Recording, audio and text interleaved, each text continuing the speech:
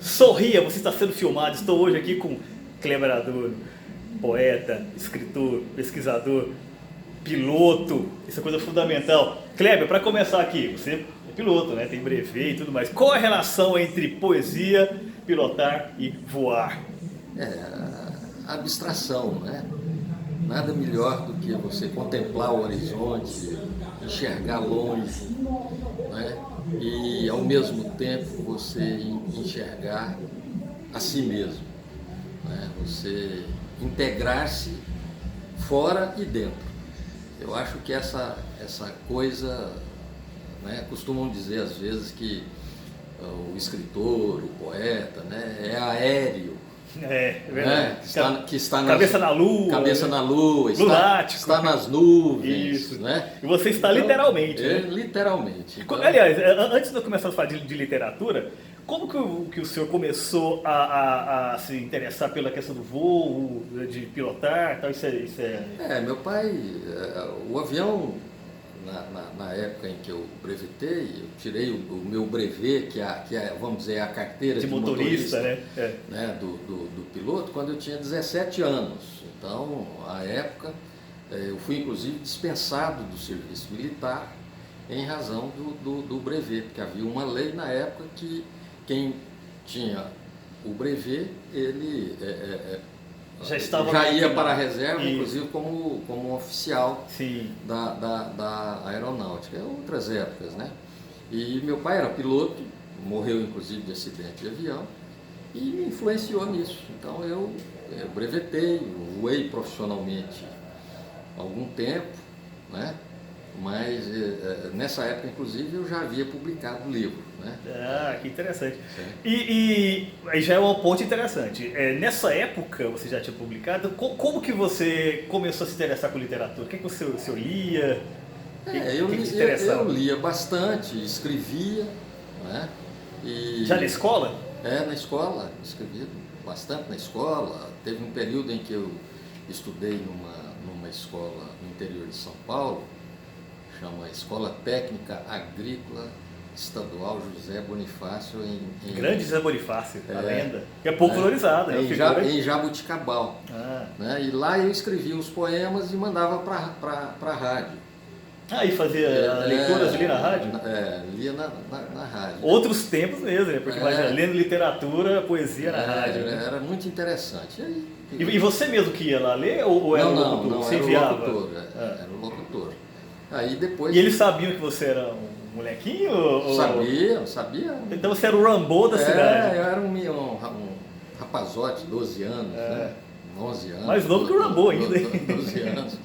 E aí quando eu voltei para cá, eu fiquei lá um ano só, voltei para Goiânia e à época nós tínhamos 2 suplementos literários aqui, que era da Folha de Goiás e o do Popular. Né? Um era gerido pelo escritor Modesto Gomes e o outro pelo Domiciano de Faria. Né? E na época eu procurei o Miguel Jorge com um livro. A lenda. Procurei, assim, que foi muito importante nesse começo da minha vida literária. Eu era bastante jovem, tanto é que eu publiquei o meu primeiro livro, assim, até estimulado por ele, né? Eu tinha 13 anos de idade. Chama-se Avanço 1 Poemas, foi uma influência Praxis, do movimento Praxis na época. E na época nós criamos, então, o novo GEM. Sim, aí que eu queria chegar. O Miguel Jorge, um dos membros mais importantes, né, do GEM, grupo de escritores novos, né, que revolucionou a literatura goiana, trazendo a modernidade, né, e surgiu posteriormente o novo GEM. Como foi a criação desse movimento? O GEM foi um movimento muito interessante, né, aqui na literatura, reuniu nomes importantíssimos da literatura da época, e aí eu, naquela movimentação toda e muito jovem, comecei a me relacionar com outras pessoas que também estavam produzindo, como o Brasil Góes Felício, Reinaldo Pantaleão, Antônio Gomes de Oliveira, alguns professores lá da Universidade Federal, Valmir, e, enfim, algumas pessoas que eu não me recordo mais o nome. E aí resolvemos criar, então, inspirado no GEM, tanto que o patrono do novo GEM foi o Miguel Jorge, né? resolvemos então a criar esse novo grupo de escritores novos, que foi um movimento também assim, bastante interessante para uma nova geração de escritores. E o senhor foi presidente, não foi? Eu fui presidente durante todo o tempo de existência do Novo Gen. Né? Durou quanto tempo esse movimento? Durou uns 4 anos. O tesoureiro dele era o Brasilóis, que chupou picolé né, com o dinheiro. Isso é uma brincadeira que eu faço com o Brasilóis, porque nós não tínhamos dinheiro nenhum. Né? Eu falava, Brasilóis, você foi o tesoureiro do Novo Gen, chupou picolé com o nosso dinheiro. O Cristo que não deu certo. Tanto dinheiro que tinha. tinha. Derreteu, né? Derreteu. Não, mas se não fosse isso, ele derreteria. Mas isso é claro, é uma brincadeira. Claro. Né? Mas na época nós éramos assim, já estava começando. Vocês se reuniam onde? Olha, no Sesc. Nós nos reuníamos. No Sesc do Centro? Nós nos reuníamos inicialmente no Colégio Bandeirantes. Sim. Aí veio logo aquele movimento aí de 64 e aí nós fomos impedidos de fazer isso. E o Sesc na época nos acolheu. Nós fazíamos exposições e nos reuníamos muito no Sesc de Campinas e algumas vezes no Sesc do setor universitário. Tinha uma conotação política? Assim, não, nós éramos, você imagina, eu tinha 13, 14 anos, o Brasilóis é bem mais velho do que eu, então ele devia ter uns 16 anos, 17. Né? Nós éramos um grupo de jovens. Então foi aquela coisa, sonhadores. Viu jovem reunido, proíbe. Sim.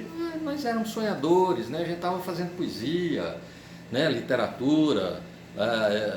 Os poemas meus e do Brasilóis na época eram também declamados, a gente mandava para a Rádio Jornal, certo? Então, eram poemas lidos nas rádios também. Foi assim um movimento interessante, na época um movimento literário que com certeza também inspirou algumas outras pessoas a continuarem. Nós fazíamos mostras, fazíamos concursos, né? Estimulávamos, atuávamos nas escolas. Né? O senhor sempre foi atuante, né, na área da divulgação cultural, da gestão cultural e tal. E depois do Gen, como que ficou isso? Assim? Para onde o senhor direcionou a sua trajetória?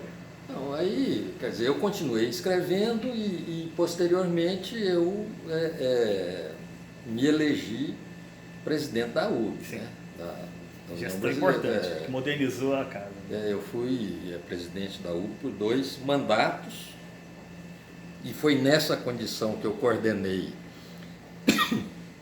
os planos de cultura na época da Prefeitura de Goiânia, à época, e indicamos a minha vice-presidente à época, que era a Marieta Teres Machado.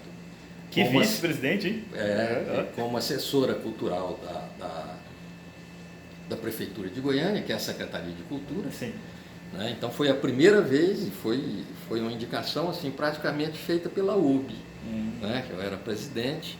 Nós a indicamos e ela assumiu lá a Secretaria de Cultura da Prefeitura de Goiânia na época do Daniel Antônio.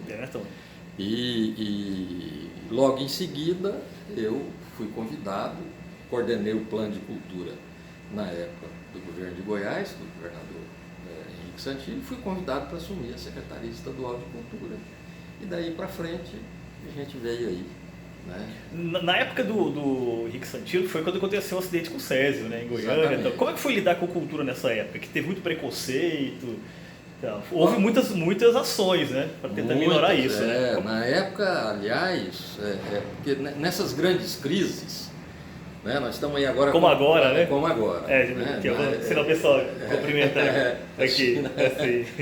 Na época, quer dizer, nós tivemos aí esse acidente do Césio e há ocasiões em que só os artistas é que ajudam, né? E essa foi uma ocasião importante. Nós na época criamos um movimento que se chamou Grito de Alerta, quando toda a comunidade cultural se juntou, né, para poder ajudar a difundir uma imagem de que nós goianos não estávamos contaminados, né? E que os nossos produtos não estavam contaminados, porque começou a se desenvolver um movimento econômico por causa da produção de grãos e da produção de vestuário competia muito com os estados do sul. Então começou um movimento econômico para poder desacreditar isso, assim, naquela época não tinha, mas é como se fosse uma fake news. Sei. Né? Tinha outro nome, chamava mentira. Né? Mentira. Para poder dizer que nós estávamos todos contaminados para não vender os produtos da gente. E na época nós tivemos um apoio dos artistas nacionais fenomenais. Nós fizemos no Rio de Janeiro, lá na Feira da Providência, um movimento muito importante, que participaram lá Tiago de Mello, Chico Buarque, e depois aqui em Goiás esse movimento que vários artistas vieram de graça, e na época quem me ajudou a movimentar nacionalmente isso foi o Fagner. O Fagner foi muito grande importante nisso. Então nós trouxemos para cá desde Elisete Cardoso, Chacrinha, né, Erasmo Carlos, né, o Gonzaguinha, todas essas pessoas, vários artistas, né, Alceu Valença, tudo de graça que vinha num grande movimento para poder testemunhar. Isso foi feito por intermédio da área da cultura. Então, essas coisas são importantes porque às vezes é uma área que fica meio adormecida, assim, parece que está meio adormecida no centro da sociedade, principalmente do governo, mas é uma área muito forte, né, e que ajuda, emoldura as ações de governo, evidencia, né, e demonstra as qualidades que cada governo tem. Sim. Uma coisa que sempre fico pensando é o seguinte, o senhor tem uma trajetória de gestor longa e tal, e muitas vezes, quando é entrevistado tal, participa de eventos públicos, o pessoal esquece que o senhor também é artista, né? Qual que é a importância que o senhor atribui a essa ideia de um gestor da cultura ser também um artista? Que o senhor tem, assim, se tem alguém que tem experiência nisso, é você, né? É o senhor. Eu acho assim, eu acho isso até interessante, porque às vezes o mundo político me considera, vamos dizer assim, não, ele é um escritor, ele é um artista. E aí os artistas às vezes imaginam assim, não, ele é um político, né? Ele é um político. Eu percebo muito isso mesmo. Então eu fico assim muito sem, quer dizer, eu faço parte porque no fio da navalha, né? Porque na verdade eu sou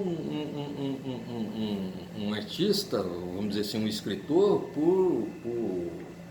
vamos dizer assim, por genética, né? Tá no DNA. Tá no DNA. E sou um político porque eu sou cidadão, né? Então eu assumi uma forma de fazer política, já tive mandato eletivo, já ganhei eleição, já perdi eleição, mas estou sempre participando, porque eu acho que a gente como cidadão tem que colocar-se a serviço da cidadania, da democracia, né? Então eu me sinto assim, muito bem, embora desde novo eu sempre fui assim, quer dizer, às vezes o mundo político fala assim, não, aquele ali é um artista, né? Aquele ali é um...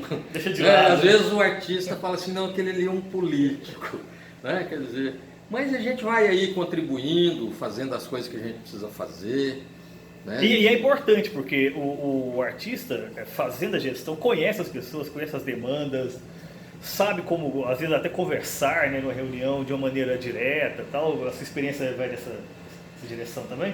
E você veja bem, o mundo civilizado todo considera essa área uma área importante, inclusive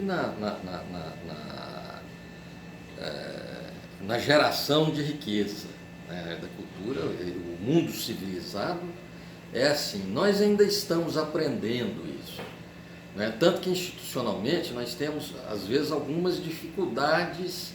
Às vezes eu sempre tive a sorte de ser secretário, assim, com pessoas que têm uma cabeça muito boa, que é o caso do nosso prefeito, do prefeito Ives Rezende, né, que me dá espaço de atuação, fortalece e crê nisso, porque você tem as dificuldades de compreensão, às vezes, institucionais. É a própria burocracia que às vezes segura, né? Não, a própria burocracia, ou às vezes pessoas que integram a burocracia que não têm um entendimento completo do significado disso. Então, se você não tem uma pessoa como o prefeito, por exemplo, que compreende a importância disso, né, que democraticamente trata essa área como as demais, dando a ela o mesmo valor que dá às demais, e por isso a defende, Então, se você não tem uma pessoa que tem esse tipo de compreensão, como é a do prefeito, a área não avança. Sim. Por isso é que na gestão dele as coisas andam, né? Porque ele compreende isso também. Ele está até olhando para a gente ali. E dá força. Ele fica assim,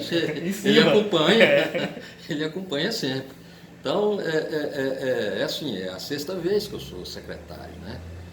Uma do Estado e 5 do município. E eu acho que a nossa área sempre foi muito bem representada, porque é assim, eu digo para a área que sou da área e digo para os políticos que eu sou da área e que sou político. Então eu entendo de uma coisa e entendo de outra. Eu sei como fazer uma coisa e sei como fazer a outra. Então isso... E a experiência acadêmica também ajuda, né? Porque aí você ainda pensa na questão teoricamente e tudo mais. Né? Isso, quer dizer, a gente ainda tem a reflexão, a pesquisa, né? A abstração, né? E a ação. Quando você conjuga todas essas variáveis, né? Aí a gente acaba tendo um resultado assim bom. Né? Perfeito. E assim, para fechar, eu sempre faço uma pergunta. No livro Fahrenheit 451, o Ray Bradbury propõe aquela ideia de que é uma sociedade que o livro é proibido, tá? Então algumas pessoas decoram o livro e se tornam o livro. Né? Kleber, se o senhor fosse decorar o livro, se tornar aquele livro, que livro seria? Puxa vida, que pergunta difícil. Assim de supetão, de supetão, assim, né? Talvez, olha, é uma coisa assim... Talvez o amor nos tempos do cólera. Inclusive eu acho superior ao 100 anos de solidão. Eu adoro esse livro. A página final é tudo ali, espetacular. Você quase fez um cheque assim. Sim. Não, mas tá bem assinado o cheque. Eu acho aquele livro fenomenal. Leitura de cabeceira? Está sempre relendo? Não, eu sempre releio. Né? Há um livro assim... Eu acho que o livro é uma viagem, né? Verdade, viagem de avião, né? Uma viagem de avião, para dentro. Para dentro. Né? Você viaja numa velocidade extraordinária para dentro de si mesmo. Né? Mas o livro do Fernando Sabino, Hora Marcada? O Encontro Marcado. Encontro Marcado, grande livro também. Né? Aquele livro me marcou muito assim numa fase da vida, porque eles até falam que ele era autobiográfico, né? Falam isso mesmo. Mas, na verdade, eu conheci muito o Fernando Sabino, me relacionei com ele e na verdade, eu fiquei um pouco deprimido na época, porque o personagem é um cara que agiu sempre certo, fez tudo que tinha que fazer na vida para ser um cara de sucesso e termina com a vida, vamos dizer assim, bastante anônima, não é? E a literatura tem isso, por isso as instituições literárias, e a UB tem um papel fundamental nisso, que é para, assim, dar para as pessoas chama a atenção para a viagem que outras pessoas já fizeram e que transcreveram isso em livro, transformar isso em literatura. Portanto, tem o componente estético, tem o componente emocional, então permite uma experiência para a pessoa, antes que ele a tenha empiricamente, né, de modo que ele pode prevenir-se de determinadas coisas, ele pode precaver-se, né, ele pode ter experiência, ele pode ter uma vivência anterior àquela que ele vai, e portanto superar obstáculos, né, que ele deixará de ter, né, se viver o livro, né, daí a importância do livro. Maravilhoso. Então, não ultrapassando o obstáculo, apenas sobrevoando o obstáculo. Sobrevoando o obstáculo. Isso. Então, até mais. Muito obrigado, Kleber. Foi ótimo. Vamos voar, gente.